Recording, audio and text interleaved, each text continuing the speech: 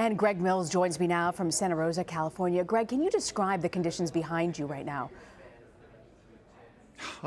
Rena, take one look and you'll see for yourself too. It reminded me of Saving Private Ryan for some reason, just a Hollywood set. Somebody else said it looks like a bomb went off. I mean, they're cliches, granted, but you know what? So applicable right here. All you see are chimneys. Rena, I stood here a few minutes ago, a little while ago, about an hour ago, and just did a 360, and I counted 36 homes that were destroyed, and that was just on this block, on either side of the street. And you go on the other side, another block down, everything's gone. One block behind me, everything's gone. Now we're looking, I believe, over at a house. I don't know if he's still there, but the homeowner was there. I talked to him just a few minutes ago. He was here for about 2 hours, just pacing, walking back and forth across what was his home, walking across his property, sitting on the car that's burned out over there. And he told me that his family is safe. That's the important thing.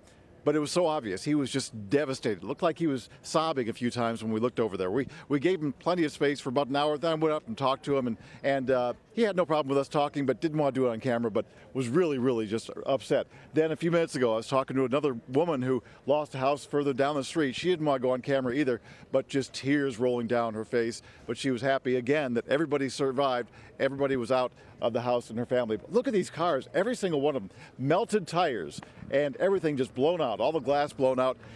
It's just amazing. I mean, you're seeing it now. We've heard all the numbers for the past 24 hours, but now you see it and just take it in and just think of the heartache these people are going through, losing their homes like this. And one guy that lives in this area said people just didn't have enough warning. 70-mile-an-hour winds. We were hearing 50 officially, but regardless, strong winds, and they didn't have much time to get out, is what people have told me.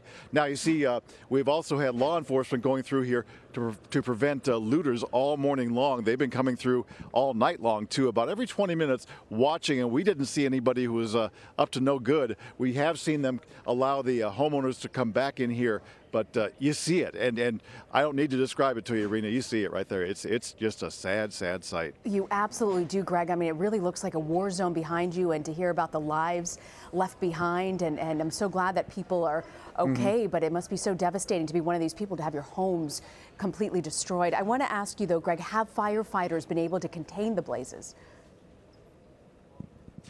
I have not gotten the updated figures. I'm still waiting for those to come in. I've been checking and have not heard, but it was zero containment last night.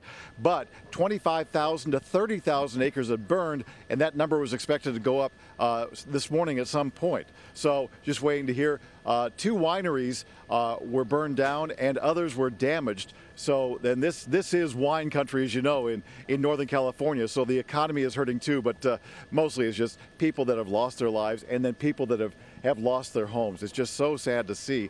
One good thing, Rena, and that is the weather. You can tell that it's not really windy here at all right now. The wind was kicking up a little while ago, but that was at maybe 5-10 miles an hour. But overall, we've been here since 11 p.m.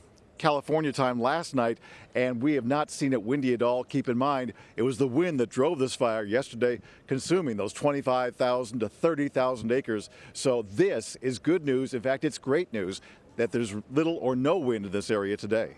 Well, that is great to hear, Greg. It's just devastating looking at this barren wasteland behind you. Thank you so much, Greg Mills, joining us from California.